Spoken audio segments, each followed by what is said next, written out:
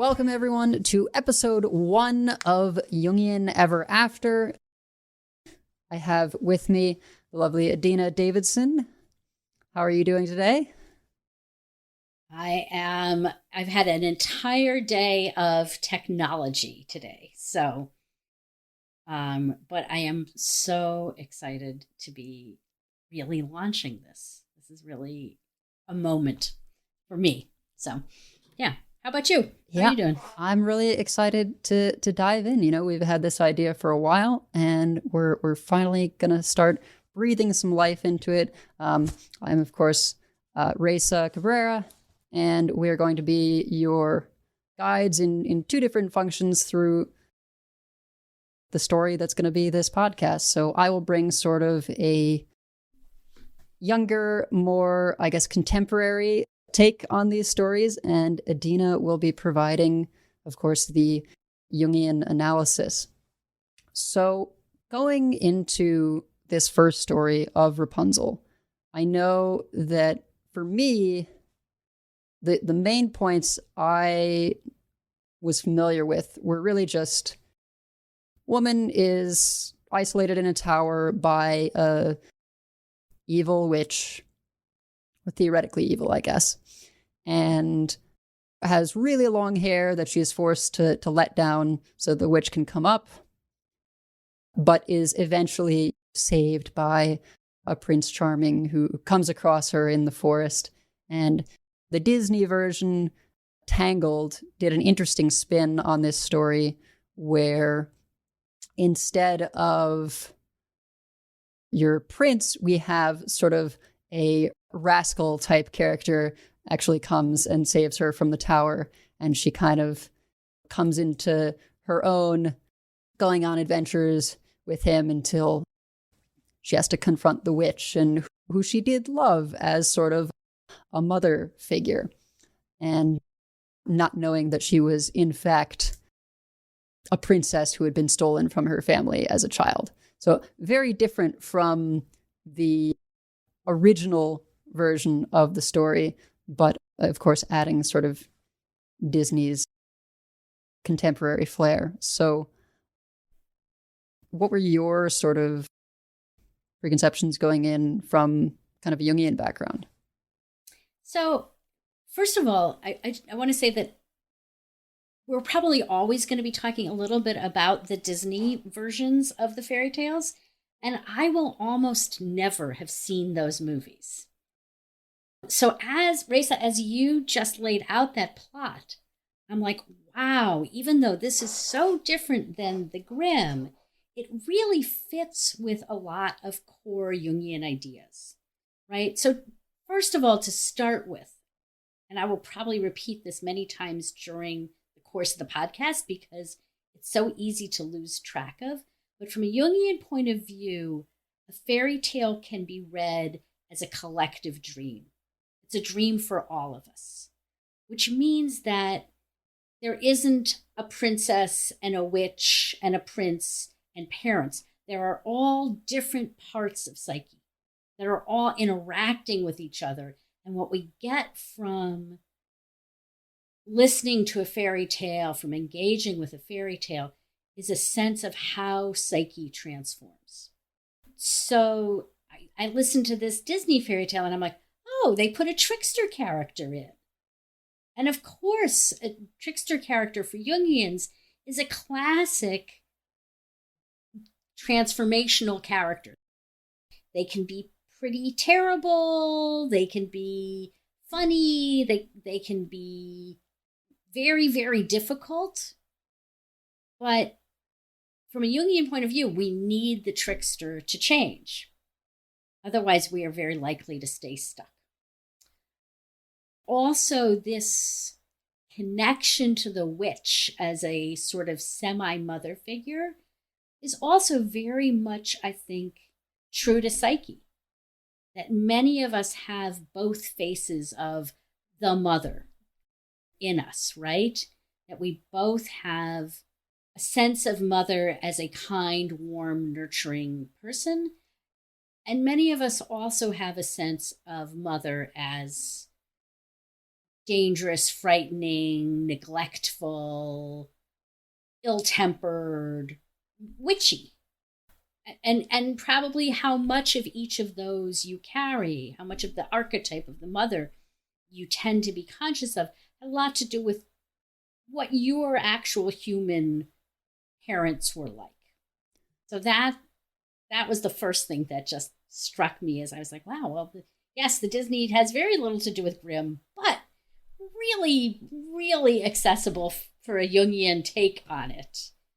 Well, and of course, I know many people's relationship with their mother changes over the course of their lives. You may go from the position of an angsty teenager who feels that they really hate their mother's so constricting. But then as you grow into an adult, I know for me personally, my relationship with my mother has really improved over the years. And some of that may be changes with her, but a lot of it is just changes with myself. Again, to the Jungian point, that all of this is about the changes in our own psyches as much as our relationships with outer people. Yeah, and I would say the other movement is also pretty common, right? That we go from a very idealized view of our mothers to a much more disappointed sense of our mothers. And again, that internal imago, that internal image of the mother is going to change with all of that. And so I think that's one of the Jungian ways that Rapunzel can be viewed. Probably the most predominant way that Rapunzel is viewed in the Jungian world is as a story of what really one of the most important Jungian analysts of the late 20th and 21st century, a man named Donald Kalshed, his take on Rapunzel.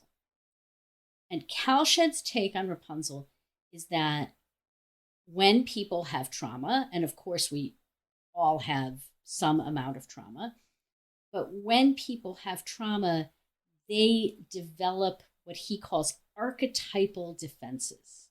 They're very basic, primitive defenses that keep our tender, vulnerable self safe. And one of those, a very typical way to view Rapunzel, is that Rapunzel is a symbol for that tender, vulnerable, innocent part of ourselves that no matter what exists in us. And that the witch and the tower are two faces of that archetypal defense system. The witch is sort of the persecutor face, the face that is so mean to our tender, vulnerable selves that they cower in a corner. And the tower itself is the protection, that wall that we build up around our vulnerability. So that's probably the way that most Jungians now, since Kalshed, are thinking about Rapunzel. And I just want to give a quick shout out to his book because I'm really going to be relying on it a lot in this podcast. And it's called The Inner World of Trauma. If you find this interesting, I cannot recommend that book enough. So. All right. Well, with that, let us dive into the story of Rapunzel as told by Grimm's Fairy Tales. Rapunzel, from Household Tales by Brothers Grimm. There were once a man and a woman who had long in vain wished for a child. At length the woman hoped that God was about to grant her desire. These people had a little window at the back of their house, from which a splendid garden could be seen, which was full of the most beautiful flowers and herbs. It was, however, surrounded by a high wall, and no one dared to go into it because it belonged to an enchantress, who had great power and was dreaded by all the world. One day the woman was standing by this window and looking down into the garden, when she saw a bed which was planted with the most beautiful rampion, also called Rapunzel, and it looked so fresh and green that she longed for it and had the greatest desire to eat some. This desire increased every day, and as she knew that she could not get any of it, she was quite pined away and looked pale and miserable. Then her husband was alarmed and asked, "What aileth thee, dear wife?" "Ah," she replied, "if I can't get some of the rampion which is in the garden behind our house to eat, I shall die." The man, who loved her, thought, "Sooner than let thy wife die, bring her some of the rampion thyself. Let it cost thee what it will." In the twilight of the evening he clambered down over the wall into the garden of the enchantress, hastily clutched a handful of rampion, and took it to his wife. She at once made herself a salad of it, and ate it with much relish. She, however, liked it so much, so very much, that the next day she longed for it 3 times as much as before. If he was to have any rest, her husband must once more descend into the garden. In the gloom of evening, therefore, he let himself down again.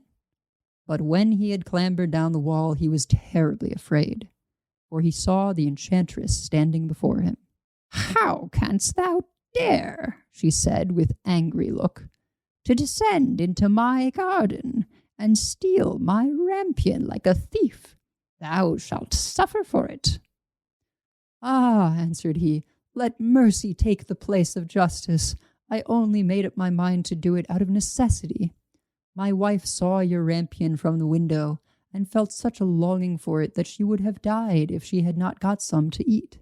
Then the enchantress allowed her anger to be softened, and she said to him, "If the case be as thou sayest, I will allow thee to take away with thee as much rampion as thou wilt. Only I make one condition. Thou must give me the child which thy wife will bring into the world. It shall be well treated, and I will care for it like a mother." The man, in his terror, consented to everything, and when the woman was brought to bed, the enchantress appeared at once, gave the child the name of Rapunzel, and took it away with her. Rapunzel grew into the most beautiful child beneath the sun. When she was 12 years old, the enchantress shut her into a tower, which lay in a forest and had neither stairs nor door, but quite at the top was a little window. When the enchantress wanted to go in, she placed herself beneath it and cried, "Rapunzel, Rapunzel, let down thy hair to me." Rapunzel had magnificent long hair, fine as spun gold, and when she heard the voice of the enchantress, she unfastened her braided tresses, wound them round one of the hooks of the window above, and then the hair fell 20 ells down, and the enchantress climbed up by it. After a year or two, it came to pass that the king's son rode through the forest and went by the tower. Then he heard a song, which was so charming that he stood still and listened. This was Rapunzel, who in her solitude passed her time in letting her sweet voice resound. The king's son wanted to climb up to her, and looked for the door of the tower, but none was to be found. He rode home, but the singing had so deeply touched his heart that every day he went out into the forest and listened to it. Once when he was thus standing behind a tree, he saw that an enchantress came there, and he heard how she cried, "Rapunzel, Rapunzel, let down thy hair." Then Rapunzel let down the braids of her hair, and the enchantress climbed up to her. "If that is the ladder by which one mounts, I will for once try my fortune," said he. And the next day, when it began to grow dark, he went to the tower and cried, "Rapunzel, Rapunzel, let down thy hair." Immediately the hair fell down, and the king's son climbed up. At first Rapunzel was terribly frightened when a man such as her eyes had never yet beheld came to her.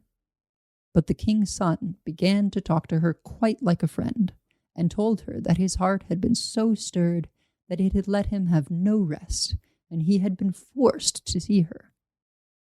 Then Rapunzel lost her fear, and when he asked her if she would take him for her husband, and she saw that he was young and handsome, she thought, "He will love me more than old Dame Gothel does." And she said yes, and laid her hand in his. She said, "I will willingly go away with thee, but I do not know how to get down. Bring with thee a skein of silk every time that thou comest, and I will weave a ladder with it.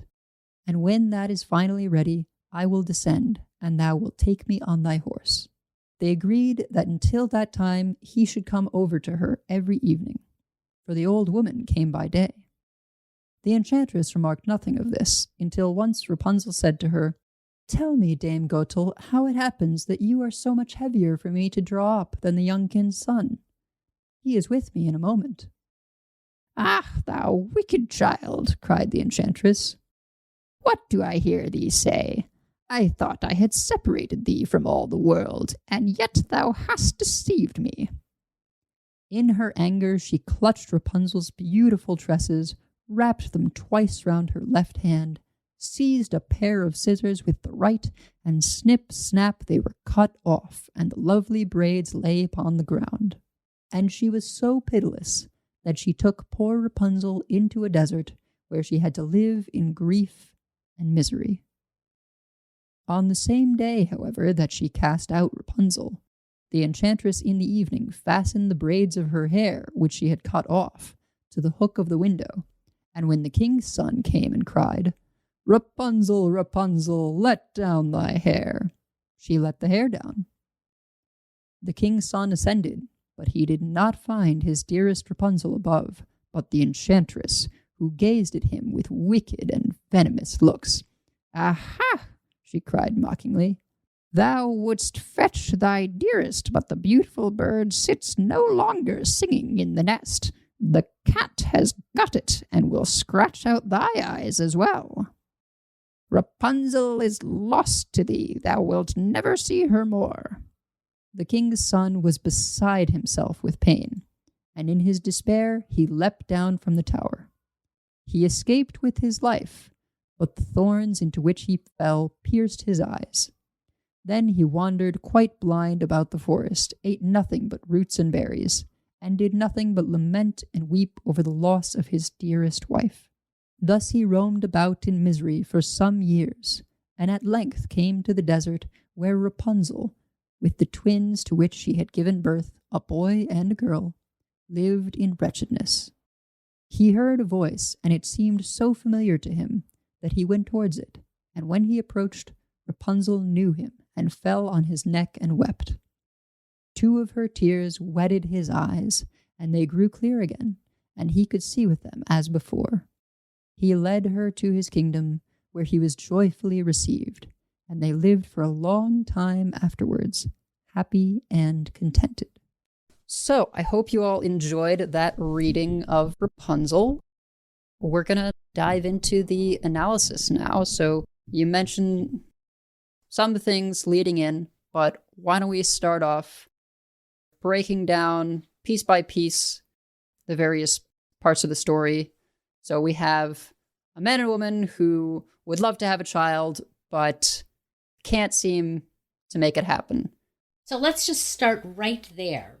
Again, we're taking that perspective that the man and the woman and the wished-for child are all symbols for different parts of psyche, right? So traditionally in Jungian analysis, male and female are viewed as opposites, and when they come together in a conjunctio or in a marriage in a fairy tale, that is a coming together of the opposites, and the psychological goal of that coming together of the opposites is the birth of something new. So right away we see, okay, we've had this marriage, but there hasn't, for some reason, that it has not resulted in the birth of something new. And there's that yearning for something new to come into the world. And again, I think that that's a feeling that we can all resonate. I am ready. I've done all of the work. And there still isn't anything new. I'm still waiting. I'm still not as fully alive as I want to be. Something that kind of surprised me was she yearns for this rampion even before she's pregnant. I had thought that this was going to be intended as like a craving, a pregnancy craving. But she yearns for the rampion from the witch's garden before she's pregnant, and then again after she's pregnant. So what's kind of the explanation with that? So I think there's a couple of different possibilities, and it really depends on how we view this symbol of Psyche, right? So if we're viewing it through kind of the positive end, we'd say this is our part of Psyche that craves necessary nourishment and will not be satisfied until we get that nourishment. If we view that aspect of Psyche through a different lens, or perhaps it's just different ends of the same archetype, right? A dark face and a bright face. Mm-hmm. It's greed. We're never satisfied. We never have enough. And I think in the Rapunzel story, the willingness of the wife, the mother, to put every other aspect of Psyche in danger to get the rampion says probably we're looking at more of the dark face of this. We're looking more at the times where our normal, natural, instinctual yearnings have become obsessive. And they can no longer kind of connect to the reasonable, rational parts of our mind. And they just don't care anymore about consequences. They want what they want, and they want it right now. And maybe perhaps a bit of grass is always greener kind of thing as well. You know, she's looking outside her window at this garden that belongs to someone else. And we all have a partner, I think, or a family member who says, oh, it tastes better when I take it off your plate. We certainly do in my family. That one would be me. That would be the Adina partner in my family. Uh-huh. Yeah, but I actually think that sense that other people always have it better, or something I don't have is better, actually really is part of that sort of obsessive takeover of a natural instinct, right? Sure. I mean, I think we can really see how badly it's going for our society. If we think about, yes, it's a completely natural, normal human instinct to have a little more than what we have now. But in our current situation, that incessant drive to have more and more and more and more is part of what's really endangering our whole planet, I think. Yeah. And it certainly goes to an even darker place when the husband goes out into the garden. First time it's fine, he makes it back okay. And then the second time, the witch is waiting for him. Perhaps the implication is she knows she'd been stolen from before, so this time she's on guard. And in his sort of bluster at being caught, he's willing to take on any cost, even one so great as the child that they've been waiting for all this time. And this really is an enormously dark archetypal pattern. I think we see this tale of fathers sacrificing their children to benefit themselves in so many myths and fairy tales and biblical stories. Agamemnon, the great Greek war king, sacrifices his daughter Iphigenia so that he can get a good wind to go fight in Troy. It doesn't end very well for Agamemnon. Iphigenia's mother is waiting for him when he gets back and kills him in his bath, but he has no compunction about sacrificing her for his own political needs. Yeah, I mean, I think we can all think of lots of examples, both in fairy tales and myths. I'm not going to go into that too much, but I think that this really symbolizes how narcissism in parents, and I would say both in mothers and fathers, this is not in fairy tales and myths, it tends to be the masculine who is willing to sacrifice the child. But I think in actual lived experience, it's narcissism in the parents. And again, it's always to some degree happening in all families, but when it becomes a dominant characteristic of one or both parents, when their needs come before the child's needs, that child really is a sacrifice. That child doesn't ever get to develop into the person they're supposed to be, or at least not until they can get away from that home and perhaps do that work in a much more difficult way as an adult. At its most extreme, I think we see this in sexual abuse, right? Where a parent uses the child both physically, emotionally, and spiritually for their own needs, and really causes untold damage. But again, I think it happens in subtler but extremely damaging ways all the time. Right. Well, and in this story, I think part of what's interesting is the witch comes and takes Rapunzel away, and it's kind of fine initially, at least where Rapunzel is concerned. You know, she is raised by the witch. She doesn't realize that the witch is not her caretaker or mother.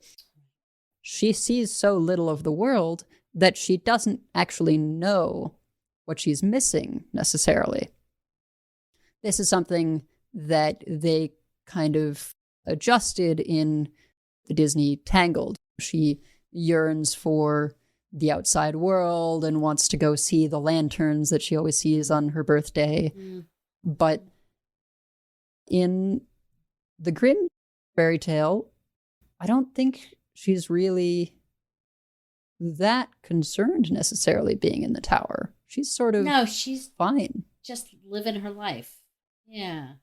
And I think this is really a story that talks about how that protector-persecutor complex that I talked about before we read the story, how it's developed, right?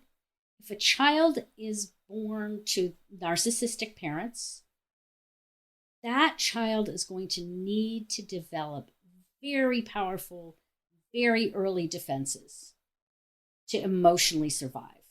A child who is being used for the needs of their parents is a child who is at risk of annihilation.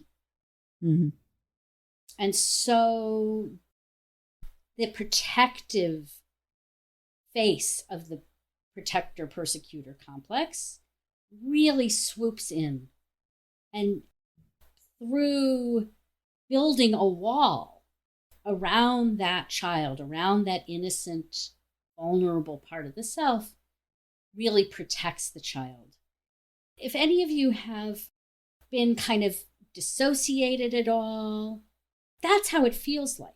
You're just in this calm, quiet, walled off space, and you're not in touch with external reality. I mean, that's the price, right? Is that you lose touch with external reality. But you're not frightened. You're not overwhelmed. You're not much of anything. You're just in this sort of tower. I have one quick correction. I didn't realize that she doesn't grow up in the tower. She's put in the tower at 12. So that may contribute to some of the happy early childhood. But it really kind of time skips to that. And I could imagine her growing up, okay, maybe not in a tower as such, but isolated from other people. It seems the witch is really the only force in her life, and then she hits puberty, put in the tower. Right. I don't think that the fairy tale is particularly interested in her relationship with her parents. Right. That's not. The interesting thing is this willingness to sacrifice her, and then what the witch does with that willingness. Right. So, yeah. So the other thing that I would say is that this vulnerable, pure soul part of Psyche is often imaged in our individual dreams as a child, and almost always imaged in fairy tales as a child. Sure. Yeah. A childlike innocence, right? Yeah, exactly. I mean, we all know that. We kind of know that intuitively, that young children are both the purest and the most vulnerable expressions of ourselves. Well, and certainly once tarnished, children can be brought to perhaps even darker places than adults sometimes because of that imagination and loss of innocence. Yeah, that makes a lot of sense, right? Again, because they're unprotected, that their rawest negative stuff is also right there, right available to them. Mm-hmm. So if we figure everyone has a tower like this, what do our towers look like in terms of Psyche? Right. So I think the first thing that comes to mind is that sort of numbness. When we just feel numb, or I've seen a lot of articles and YouTube yoga videos on being dead inside. Right? Feel dead inside. And I think that when we feel dead inside, we're not in pain anymore. We are really fully in the tower. Another, I think, less engulfing way we experience the tower is kind of unrealistic daydreams or fantasies of what our life might look like. Yeah, just I'm going to get that perfect job without ever having to apply for it. The one that I see in my consulting room all the time is I want to meet my life partner, but oh no, I don't want to go on any dating app at all because then I'm going to have to meet all of these people that I might like or who might not like me. Sure. Yeah, so there's kind of unrealistic. That's another form of the tower. It's another form of keeping our, again, purest part of ourself separate from that kind of world that might hurt us, right? So we stay safe, but we also don't fully engage in life. Yeah. I'm watching an anime right now called Komi Can't Communicate. And it's really a story of social anxiety, of this girl is stunning and very popular because of that. It's the first day of school and everyone's kind of fawning over her. But one of the characters realizes she can't talk to people. She has such crippling anxiety. And eventually they have a conversation on the chalkboard, just writing back and forth. And she sort of explains how, like, she has this goal to make 100 friends. She really wants to talk to people, but she can't even talk about the weather. She can't even make small talk. And yeah, it's very much that it's safer to kind of run away and not say anything and, you know, be this mystery. But she doesn't get to fully experience life. Relationship. Exactly. Having friends, even though she wants them. That's so interesting and such an example of the ways archetypal stories get told and retold, because that's totally a Rapunzel story, right? I am walled off and safe, and I will not reach out to have relationships. oh, but I want them so badly. So Comey's version of letting down her hair is to write on the chalkboard. Mm-hmm. Because actually, in the end, both for Rapunzel and for Comey and for me, that isolation, that numbness becomes unbearable. Sure. All of our instinctual drive to live is fighting against the tower, the witch, which I think, again, is interesting when we look at the Rapunzel story, because if you think of an instinctual desire to live from a Freudian point of view, that's sex. From a Jungian point of view, sex is one of the expressions of it. And in the Rapunzel story, she gets walled off at the point where she would begin to become a sexual person, right? At 12. And the thing that frees her is, I mean, they never say the word sex in the fairy tale, but is an erotic, romantic, love, presumably physical relationship with someone else. So that sexuality really is a powerful drive against the protector-persecutor complex for many people. And she comes to a realization at one point, he will love me more than old Dame Gothel does. Gothel, of course, being the witch. Right. And it's a tower with no way in or out, no stairs, no door, but she makes a way out with her hair. And we all, right, need to break out of our own towers. You can't exactly have someone help you through it. Someone can support you or sort of bring you to realizations the way that the prince does here. Right. But she has to get herself out. In this case, the way she actually gets out is a bit unfortunate. It is, in fact, the protector banishing her. The hair let her sort of get the support and experience the outside world, but as you say, implied sex, there is a child, right? But that doesn't happen until the witch has banished Rapunzel. So what is to be understood from that, where Rapunzel doesn't make a pulley or anything, she doesn't find a nice way out of the tower. The only way she gets out is through the witch sending her to this desert. So I guess I would actually even back it up a little bit and say the first initial pathway out of the tower or connection to an outer world is her hair, right? And that, again, hair is often symbolic of sexuality.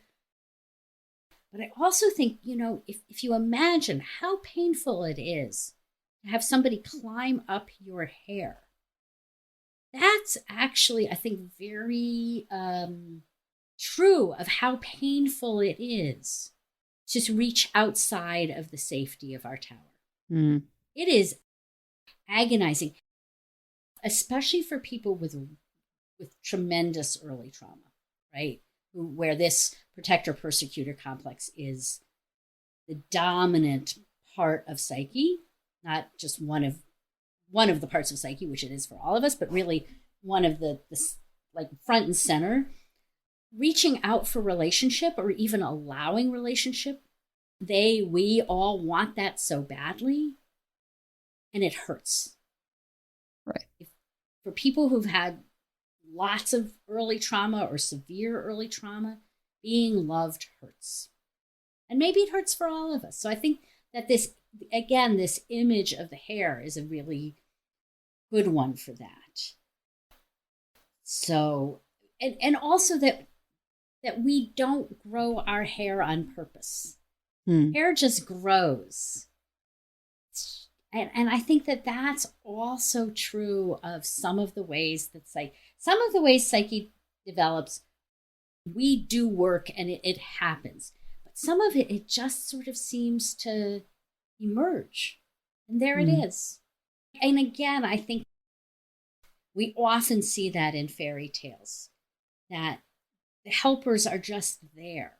And in Rapunzel's case, the hair is just there. She didn't have to do anything. She just had, it just came.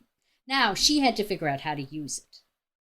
And that's where what I would call ego, the reality, the part of ourselves, becomes so important. Psyche can give us what we need, but the conscious part of ourselves has to figure out how to use it. Although it seems perhaps actually the witch kind of comes up with how to use it. You know, coming around and saying, Rapunzel, let down your hair. Again, the witch is part of, it's all part of us. Right, of course. So it's interesting, though, that the idea comes from that persecutor, protector part of ourselves. But I guess that image of that complex, she, it, that part of ourselves, believed that Rapunzel would only use it to connect to the witch. And it never occurred to the witch that Rapunzel would use it to connect to a broader world. But yeah, I mean, it also, like, again, as I think about how we develop as human beings, we never know when something that is necessary for our development, we never know where it's going to come from. It can come from the darkest places in us sometimes. And you had a question and I totally lost it. No, it's fine. So proceeding through the story, the king's son, as it says, the prince, we'll call him. The prince comes by and he hears this beautiful song, comes across the tower, can't get in until he observes the witch calling out, Rapunzel, Rapunzel, let down your hair. And he does the same thing. One could imagine she could tell the difference between the voices, but she let her hair down for him all the same. And initially she's afraid, but then she's grateful to have this friend, and he asks if she will take him for a husband. Again, I think it's interesting that it's singing, right? Because I think that in this particular fairy tale, singing functions as a symbol for creativity, right? How we take something that's formless but beautiful in our unconscious and transform it into something that can communicate with somebody else. And I think the fact that Rapunzel uses her singing to pass the time, to endure her loneliness, is very true for a lot of my analysans, right? They use their creative process as a tool to endure all of the hard things that they are enduring. And that the first step in that is that she does it all by herself, right? She doesn't sing for the witch. She doesn't sing for her parents, who are presumably not that far away from the tower. She just sings by herself. And I think that's also very typical of how we begin to grow past the protector-persecutor complex's control over us, right? We begin by having some kind of a creative process, but we don't let anybody see it. Right. And then we maybe take that huge, huge, huge risk of letting it connect to another human being. And when somebody else receives our creativity, when they interact with our creativity, when it stops being a solo project and becomes a dance, that's a point where the tower really weakens its hold. And I think that that's what we're seeing in the Rapunzel story. And I could give some clinical examples, but I'm feeling like maybe we should keep moving through the story. Well, certainly, I mean, not just creativity, but also opening yourself up to love another person opens yourself up to being hurt by them. There's all kinds of stories where there's a character who is totally done. They've forsaken any love because they don't want to be hurt again. Right. And in the Rapunzel story, it isn't the person or the part of Psyche that Rapunzel loves that hurts her, but love does lead to terrible pain. Right. The persecutor protector complex comes back with a vengeance. Rapunzel, reaches out, connects with her beloved, and as soon as that happens, the witch says, "Oh no, you will go into an even deeper and more thorough and painful isolation than the one you've been in." And I think that's very true for what I see in my clinical work. That, you have somebody who's been in this very isolated, closed off emotionally, often state, and they take a first risk. They connect to me as their analyst, or they connect to somebody who might be a romantic partner, or they take a class, any of those things. And just like the witch, the protector-persecutor complex comes back and tells them how worthless they are, how foolish they are, how incompetent they are, how, just really tortures them almost back into isolation. And I find that we have to go through this agonizing oscillation between taking that risk and having the persecutor protector come in and attack the soul back into the tower. To go through that oscillation over and over and over again before the witch loses their power. Right. So, following along the story again, we've got Rapunzel comes up with this plan to bring silk and weave a ladder. You mentioned she goes to an even worse place because she makes this mistake. She says to the witch, completely not thinking, "Why are you heavier than the prince?" Which is actually very curious because one would expect an older woman like the witch would not weigh more than the prince. And I think that's actually pretty subtle kind of detail that you focus on the mistake, which is to mention the prince. And I completely forgot that the question even was this other bizarre thing, which is the witch is being heavier than the prince. Do you have any insights on that? First of all, I think the mistake, I'm going to go back to the Disney. I can't even remember the name of the Disney movie. Tangled, thank you. I'm going to go back to that where the agent of change is the trickster. In this, the trickster is the mistake. Like nothing really is going to change until Rapunzel makes this mistake. And I think that kind of trickstery quality. Oh my goodness! What was I doing? What is often Psyche's way of kicking us into the next stage of development, and can be very unpleasant, right? Like Rapunzel, she had to leave the tower, but going to the desert. Wish that wasn't the way she had to leave it. Wait, I lost your question again. I'm sorry. Oh, just that, so she's on the eve of getting out. Oh, why is the witch heavier than the prince? I mean, at one level, that seems so obvious, right? The parts of our psyche that torture us weigh really heavily on us. And the parts of our psyche that bring us joy our capacity for love, our capacity for intimacy, our capacity to appreciate our own creativity feel light as a feather. Mm.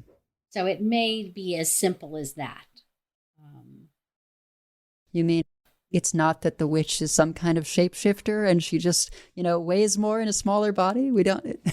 Yeah, that's possible too, right? I think that would be sort of the once upon a time version or explanation of why the witch would be heavier. Definitely. And that's a beautiful image and a terrifying image, right? Of something that's very, very, very enormous and heavy, but somehow can be perceived as something tiny and frail and light. What a danger that is. And again, actually, probably, if you think about psyche, makes sense, right? Things in us that are really dangerous to us often are perceived as no big deal. In fact, I think that's something that we say about trauma often. Oh, wasn't that bad? Wasn't such a big deal. At some point, I need to get you to watch this different anime called Full Metal Alchemist Brotherhood. Got an alchemy element. Full Metal Alchemist. That is a hysterical title. It translations, whatever. Yeah. But they are fighting against these homunculi who each embody a different of the 7 deadly sins.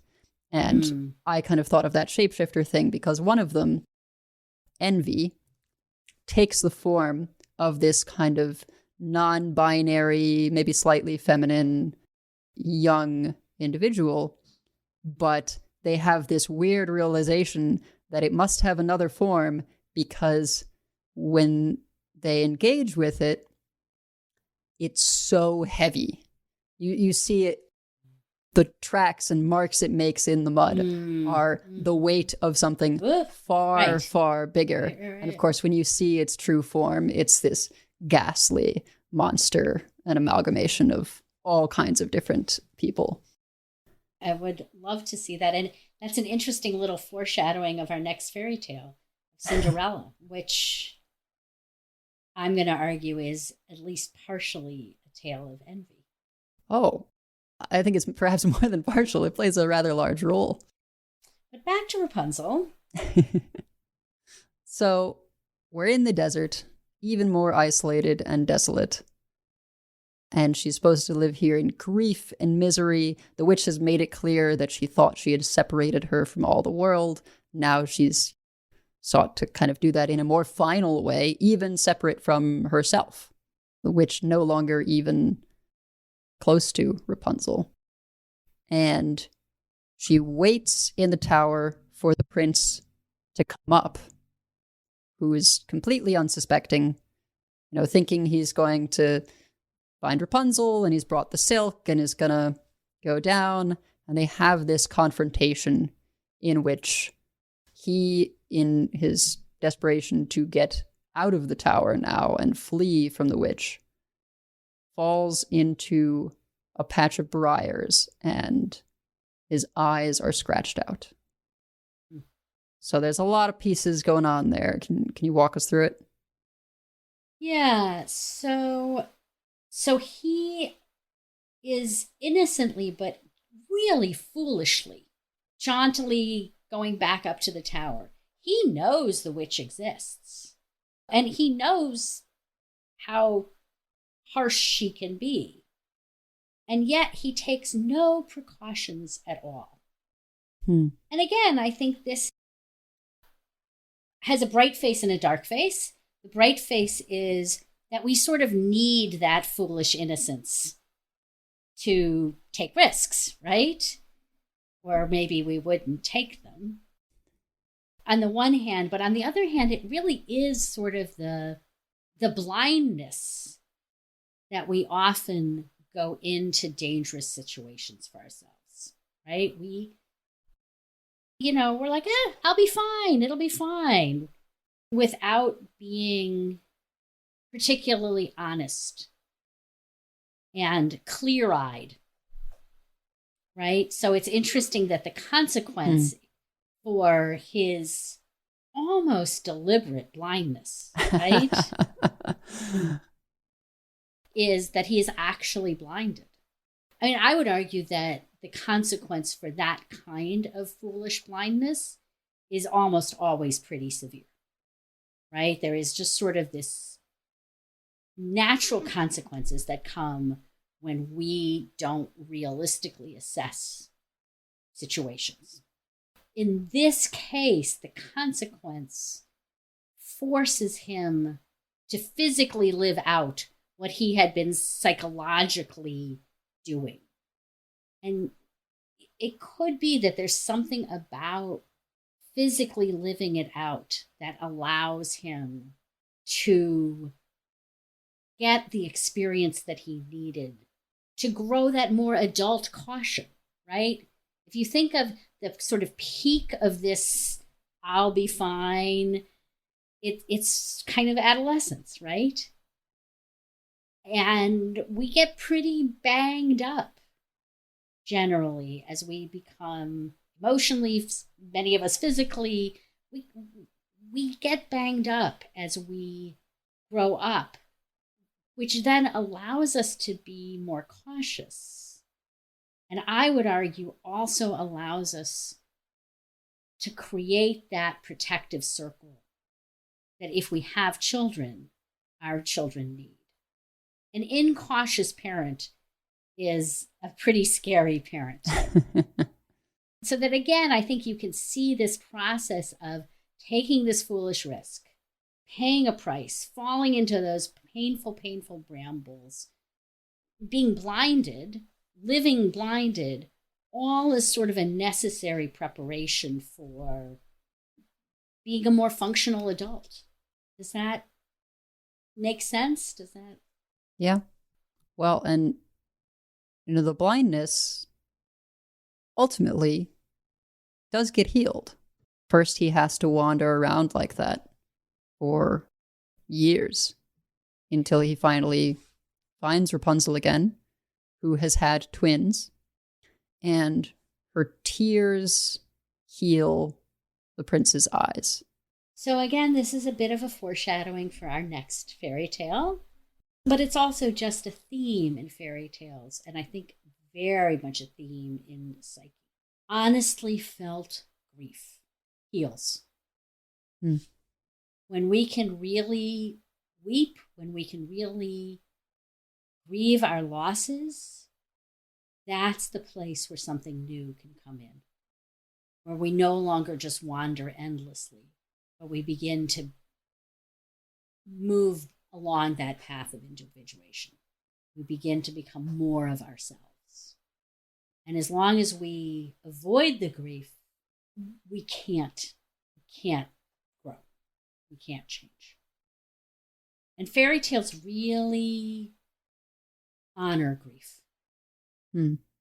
It really, over and over again in fairy tales, it's where the something new comes out of. It comes out of tears.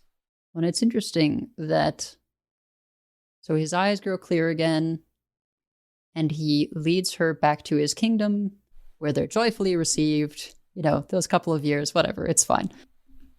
And they live for a long time afterwards, happy and contented. Rapunzel's parents, they don't get a happy ending. Right. Well, Rapunzel really is an example of narcissistic parents, right? Her mother did not care at all what the consequences to her husband would be of getting that rampion. Again, they all knew this witch was there. Like, nobody was surprised that there was a witch. No one didn't know that the witch owned the rampion. The wife, the mother, Rapunzel's mother, just didn't care at all that she was putting her husband in mortal danger. And Rapunzel's father, as we've already talked about, was completely willing to give up his baby to save himself, which is the exact opposite of what we hope a parent will do. I mean, just exactly the opposite. And honestly, it's interesting to me how often it comes up in myth and fairy tale that the parent does do that, because I think in actual waking life, the instinct to protect our children is very powerful. But I guess the other pattern must be very powerful too. So in any case, I don't think that when narcissism is untouched, that there's much capacity for real joy, right? I think in fairy tales and in life, joy comes out of meaningful connection to deep parts of ourselves and meaningful connection to other people and meaningful connection to creative process, to work. That's where real joy comes from. And narcissism actually doesn't allow for any of that. It closes the door to really knowing oneself, because narcissists can't look too much at themselves because they'd be ashamed and they can't tolerate shame. Obviously, they can't connect easily to other people because they don't really see other people as fully human. And the work that they tend to produce is usually pretty superficial. So they can be very successful. I mean, we all know extremely successful narcissists in the world, but I don't think they very often produce work that's of lasting meaning. Yeah, so you could kind of argue that Rapunzel's parents couldn't have a happy ending, really, because of either who they are or what they represent in psyche, which are those untouched narcissistic places. The narcissistic places that don't develop, that don't get softened. And if you think about narcissists that you know, or you think about your own narcissistic places, they're pretty unhappy people or unhappy places in our life. I also think it's really interesting. Fairy tales never imply immortality, right? It's always they live to an old age. There's always sort of this sense of this sort of natural flow of life. That there's hard times and there's joyful times. And if we're lucky, there's this sort of peaceful end. And I really like that about fairy tales as well. Yeah, there's a story that we may get to at some point that is told in Greek mythology, and also I think there's a Grimm version of the couple who takes in the travelers not knowing that they're powerful beings in some capacity. And the happy ending there is not that they're rewarded necessarily with immortality, but that they die at the same moment. These two people who are so in love. Well, that basically wraps it up for Rapunzel. Do you have any final words, or do you want to give sort of a preview of what's to come? So I do want to once again really honor my teachers, and particularly my teacher, Donald Kalshed, in my understanding of this fairy tale. So next time we're going to be looking at Cinderella, and I'm going to also be honoring some great analysts. There's an analyst named Anne Ulanoff who really approached Cinderella as a tale of envy. And we're going to talk a lot about that and what envy does to us. I also very much see Cinderella as what heartfelt grief allows as well. So, yeah, more fun with Grimm's fairy tales, envy and grief. Imagine there'll be a lot of those. You know, as you and I talked about when Grimm's fairy tales are very dark. They're It's always interesting to think about them as children's stories. But I think the thing to remember is that children have all of the same darkness that adults do. And that I think these stories are really for all ages, because they allow us to see those places in ourselves in a meaningful way. Mm. Which is what we do when we tell stories. And when we analyze them. Yeah. So that is it for Rapunzel. Our intro-outro music is a sample of Spring Movement 1 Allegro from The Four Seasons, composed by Antonio Vivaldi and performed by John Harrison with the Wichita State University Chamber Players. You can find the full version at freemusicarchive.org, link in the show notes. And if you like what you've been hearing, please leave us a 5-star review on Apple Podcasts or your podcast feed of choice, as it really helps other people find the show. This show will always be free and available to all, but if you would like to monetarily support the show, you can do so at patreon.com/JungianEverAfter. Also, Dr. Adina Davidson is a certified Jungian analyst who offers telesessions. You can find out more about her practice at adinadavidson.com or her Psychology Today profile. We'll be with you again next month, but until then, we hope your month is filled with exploring the worlds of imagination and storytelling.